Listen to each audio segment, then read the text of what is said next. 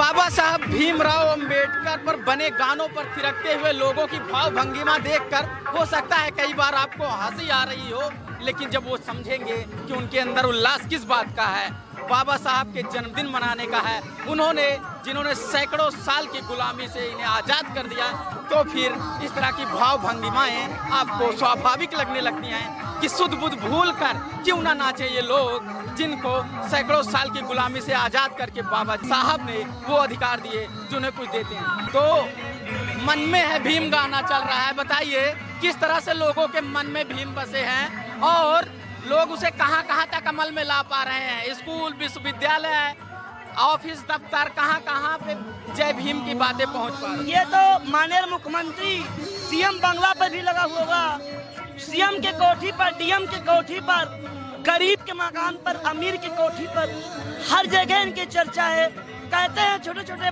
बच्चे बाबा जी का चर्चा है, गली गली में पर्चा है। वही बाबा भीमराव अम्बेडकर है जो पूरे देश में छाए हुए हैं। यहाँ पर अंबेडकर पार्क का भव्य निर्माण करवाया, मायावती ने उसे सुंदरता दी, तो क्या उनके भी योगदान को मानते हैं लोग या फिर कोई भी शासक होता उस तरह बनवाता ही? सरकार की खुशी की बात थी, मायावती की सरकार अम्बेडकर पार्क को बनवाया न, तो हजरतगंज चौराहे पर लखनऊ, जो मेन चौराहा हजरतगंज लखनऊ है, वहाँ पर गांधी जी की मूर्ति का, ये बाबा जी का जन्मदिन मनाया जाता था। और आज के 5 साल पहले से, यानी 10 साल पहले से मायावती सरकार ने यहाँ पे बनवाया है। जनता को भी सुकून है और बाबा जी का आशीर्वाद है जो अम्बेडकर पार्क गांधी जी के नाम से बना हुआ है। पहले जैसे संत अब तक होता तो हमारा देश सुधर जाता, अब तो जितने भी सरकार हैं सब चोर हैं। तो क्या बहन जी के शासन आने के पहले इस तरह से भव्यता से बाबा साहब की जयंती मनाने के लिए आपके पास इस तरह का स्थल नहीं मुहैया था? आज की डेट में यहाँ तो कूड़ा है, सड़क पे देख रहे हैं आप। यहाँ पे अगर मायावती की सरकार होती, पुलिस की बेहतर सुनवाई होती, पुलिस की बेहतर सफाई होती, मगर पर मायावती की सरकार न होने के कारण सड़क पर कूड़ा दिखाई दे रहा है, आप देख रहे हैं। आप लोग भीम की सेना किसे मानते हैं? क्या नौजवानों को मानते हैं? किसे कह रहे हैं भीम की सेना? भीम की सेना समस्त भारतवासी है और हर एक हिंदुस्तानी है जो भारत का मूल निवासी होने के साथ साथ दलित है, एसटी, ओबीसी, माइनॉरिटी, हर समुदाय के लोग हैं भीम सेना।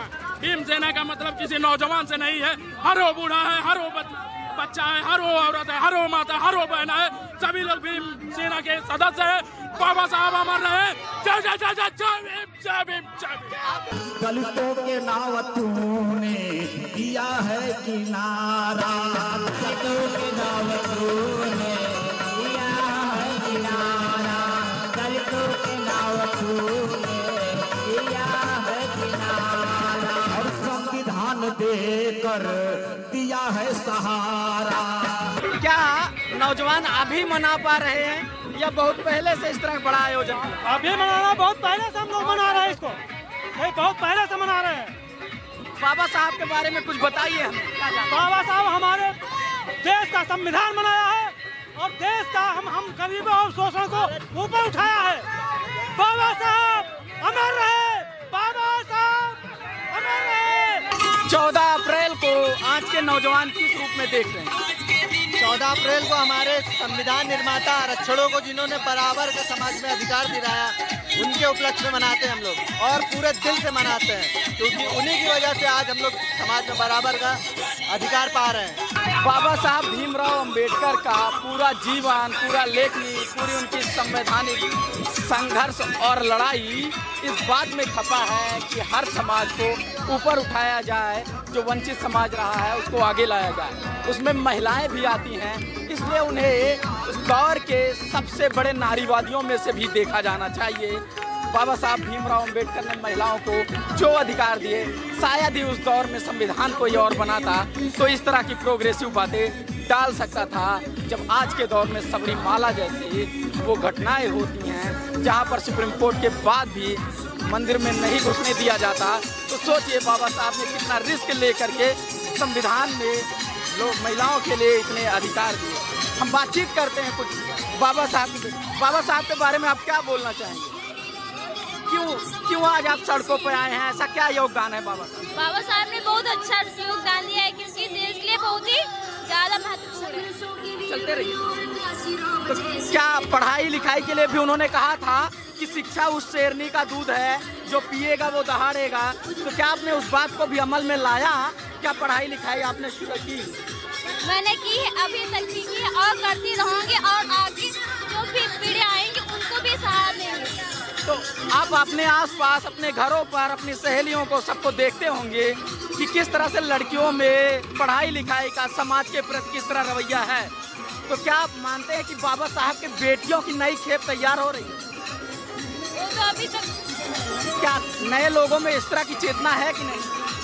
वो है, अभी चेतना अभी जागरूक हो रही है और ये आप कहाँ से आए हो और कौन सी क्लास में पढ़ते हो? हम जानकीपुरम से आए और इंटर में। बाबा साहब का क्या योगदान मानते हो आप अपनी जिंदगी में? बाबा साहब को बहुत बड़ा योगदान है, देश के लिए भी योगदान है। उन्होंने ही मतलब हमारे भारत का संविधान बनाया था, उनका सबसे बड़ा योगदान था। अगर यहाँ पर ये पार्क ना होता तो इतना बड़ा आयोजन होता? हाँ होता, क्योंकि उनके चाहने वाले की कमी नहीं है इसलिए। चाहने वाले की कमी नहीं है, जगह की कोई जरूरत नहीं है, कहीं भी हो सकता है। बाबा साहब का क्या योगदान मानते हैं आप किस लोगों की जिंदगी में? बाबा साहब ने हमें जीवन दान दिया है, जीवन दाता है बाबा साहब हमारे। हम लोगों का कोई मतलब वो नहीं था, बाबा साहब ने हमको हक दिलाए हैं, महिलाओं का बोलने का अधिकार दिलाए हैं। हम लोगों का बोलने का अधिकार नहीं था, पढ़ने का अधिकार नहीं था, सब अधिकार हमको बाबा साहब ने दिलाए हैं। हमारे बाबा साहब ही भगवान है और कोई भगवान नहीं। तो इसके लिए पूरा का पूरा जो समाज है, जो देश है, क्या उन्हें एक नारीवादी पर्सनालिटी के रूप में देख सकता है कि महिलाओं के लिए उन्होंने बहुत कुछ किया? हाँ, महिलाओं के लिए बहुत कुछ किया, बाबा साहब अमर रहे। आपके आसपास लोग पढ़ाई लिखाई कर रहे हैं, क्या लड़कियों को पढ़ाई लिखाई से आप लोग में से कोई नहीं रोकेगा कभी? नहीं रोकेगा, कोई नहीं रोक सकेगा जब तक बाबा साहब का संविधान है। इस बात को गौर करना होगा कि हमारे सामने कैमरे के सामने लोग संकल्प ले रहे हैं कि कभी भी लड़कियों को पढ़ाई लिखाई से नहीं रोकेंगे। बाबा साहब के उस सपने के हिसाब से वो लड़कियों को आगे पढ़ने लिखने देंगे, क्योंकि उनका मानना था शिक्षा ही सब कुछ। यूँ तो बाबा साहब का जन्मदिन पूरे देश में मनाया जा रहा है, लेकिन लखनऊ के अंबेडकर पार्क का नज़ारा कुछ अलग है।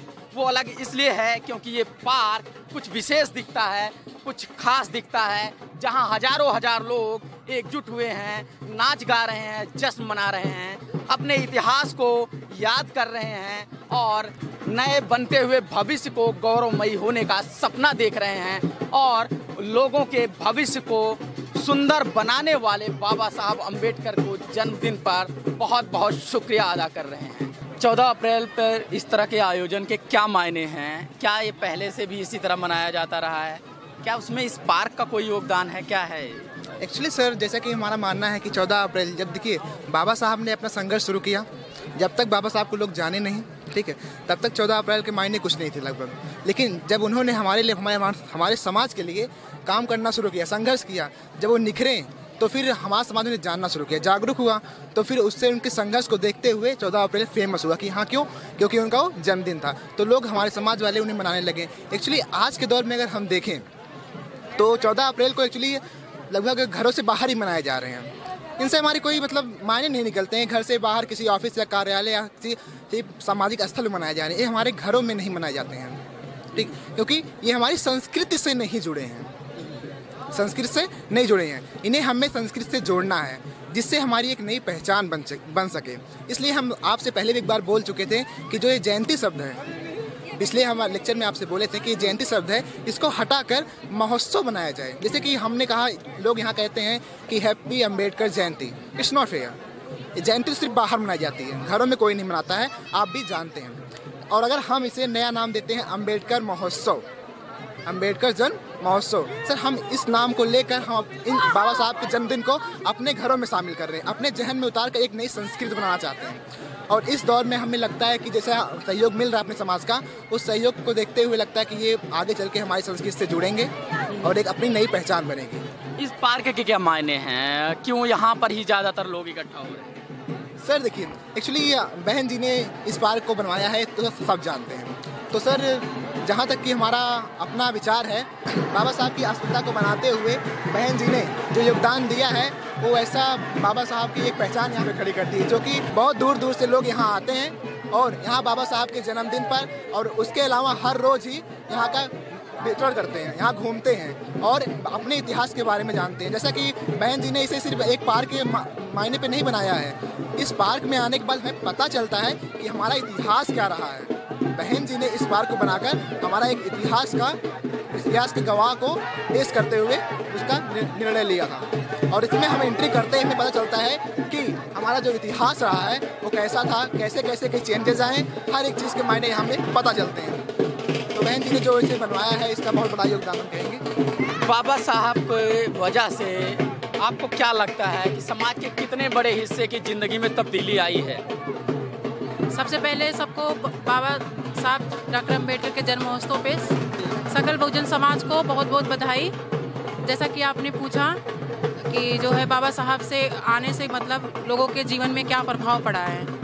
बाबा साहब को हम अगर देखते हैं तो उन्होंने सिर्फ एक तबके के लिए काम नहीं किया है, उन्होंने हर वर्ग के लोगों को वो अधिकार वो जो चाहिए जो उनके सारे अधिकार है उन्होंने सबके लिए काम किया है। लेकिन हमारे लोगों ने हमारे जो समाज के लोग हैं उन्होंने सिर्फ दलित शब्द को जोड़कर कि सिर्फ दलितों के लिए ही उन्होंने काम किया, ऐसा स्थापित किया है, जबकि ऐसा है नहीं।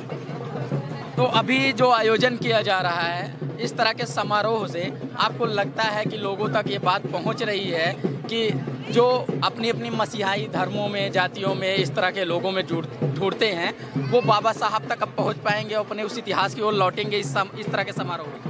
हाँ बिल्कुल, आप यहाँ पे देख सकते हैं, ये जो भीड़ आप देख रहे हैं ये यहाँ पे किसी ने इनको जाके इनवाइट नहीं किया कि आप आइए। यहाँ पे ये भीड़ अपने आप से ही आ रही है, क्योंकि अब हमारे जो युवा वर्ग हैं वो पढ़ रहे हैं और वो जान रहे हैं कि हमारा जो इतिहास था, हमारे लिए बाबा साहब ने क्या किया है, तो वो धीरे धीरे करके ये अपने आप आ रहे हैं और ये हमारे इस संस्कृति का एक हिस्सा बनते जा रहे हैं। आप बाबा साहब को एक नारीवादी के रूप में अगर दिखाना और बताना चाहें तो क्या बताएंगे कि महिलाओं के लिए क्या क्या बेहतरी आप देख पाती?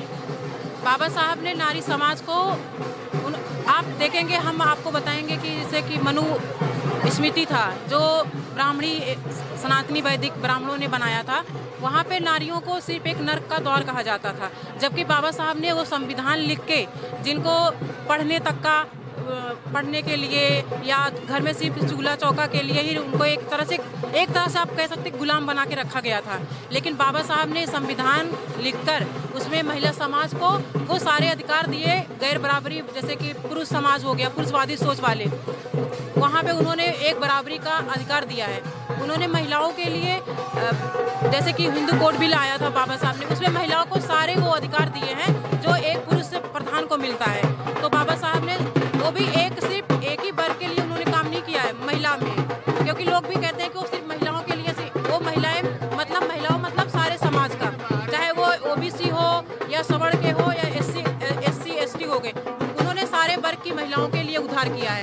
ये बात गौर करने की है कि बाबा साहब का योगदान महिलाओं के प्रति, सभी वर्ग की महिलाओं के प्रति उसी तरह से है, बल्कि जिस तरह से जातिवाद फैला हुआ है, जिस तरह से समाज में परंपराओं के नाम पर महिलाओं का शोषण किया जाता है, उसमें अपर कास्ट की महिला को तो और ज़्यादा कृतज्ञ होना चाहिए इस बात के लिए कि बाबा साहब ने न जाने कितनी पुरातनपंथी सोच को खत्म किया और इस तरह के उनको अधिकार दिए कि उससे पार आ पाए। नहीं तो कई मायने में तो सवर्ण महिलाएं और भी बुरी हालत में थी। हालांकि दलित महिलाओं के अलग सवाल हैं, सवर्ण महिलाओं के अलग सवाल, लेकिन बाबा साहब ने सभी के लिए किया और बहुत कुछ किया।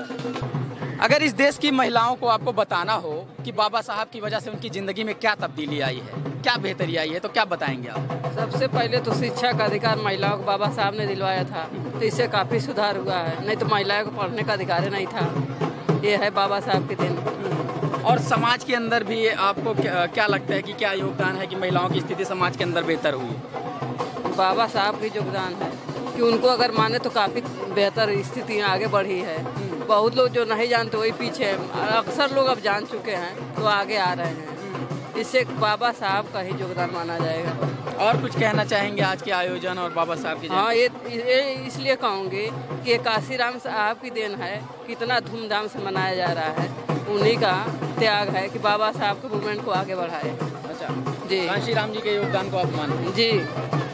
नहीं तो ये दबा हुआ मिशन था, जिन्होंने इतना आगे अपना सब कुछ त्याग करके आगे बढ़ाया। तो क्या आपको लगता है कि बाबा साहब के मिशन को अभी के किसी राजनेता में कोई आगे ले जा पा रहा है कि नहीं? बहन जी ले जा रही हैं और जनता ले जा रही है, जो भी पढ़े लिखे समाज के लोग हैं, बहुत जागरूकता आई है कि वो अपने आप चलने लगा है। आपको यकीन है कि बहन जी उस मिशन को आगे ले जा रही? जी, उन्हीं को देख करके तो महिलाएं काफी आगे आई हैं। लखनऊ में बना अम्बेडकर पार्क इस बात का गवाह है कि हजारों हजार लोग हर साल यहाँ एकजुट होते हैं और बाबा साहब को याद करते हैं। इसके पहले कोई बड़े आयोजन की जगह नहीं थी, तो लोग कहीं चौक चौराहों पर कोई मूर्ति देख करके इस तरह के आयोजन किया करते थे, बाबा साहब का जन्मदिन मनाया करते थे। जब 2007 में बहुमत की मायावती की सरकार बनी तो इस तरह का पार्क, भव्य पार्क का निर्माण किया गया और इस भव्य पार्क के बनने के बाद राजनीतिक दलों समेत दिल्ली की मीडिया ने शोर मचाना शुरू कर दिया और कहा कि ये फिजूल खर्ची है। लाखों लोगों की भावनाओं से जुड़े हुए इस पार्क को फिजूल खर्ची बताने में मीडिया ने भले ही देर ना की हो, लेकिन यहाँ पर एकजुट होकर लोग इस बात की गवाही दे रहे हैं कि उनके लिए उनका इतिहास मायने रखता है, उनके लिए वो शख्स मायने रखता है जिसने सैकड़ों साल की उस गुलामी को तोड़ दी। उनके लिए वो शख्स मायने रखता है जिसने उनको उन सभी चीज़ों से आज़ाद होने के रास्ते दिखा दिए जिससे वो सैकड़ों साल तक दबे हुए थे, बंधे हुए थे। शिक्षा का अधिकार दिया, आर्थिक अधिकारों के लिए तमाम राहें दिखाई और राजनीतिक रूप से अधिकार दिया। आज़ादी के पहले लड़ाई लड़े और आज़ादी के बाद लड़ाई लड़े। जब शिक्षा की बात होगी, जब राजनीतिक प्रतिनिधित्व की बात होगी, जब समाज में उठने बैठने के अधिकार की बात होगी, तब बाबा साहब को याद किया जाएगा। और अगर इस तरह के भव्य पार्क के निर्माण के लिए अगर आपत्ति होती रहेंगी, फिर से कोई ऐसी सरकार नहीं भी बन पाती, तो वो चौक चौराहों पर खड़े होकर बनाएंगे, लेकिन मनाएंगे। हालांकि जब इस तरह का मौका मिला है तो वो उस मौके को भुना रहे हैं और लोग जश्न मना रहे हैं।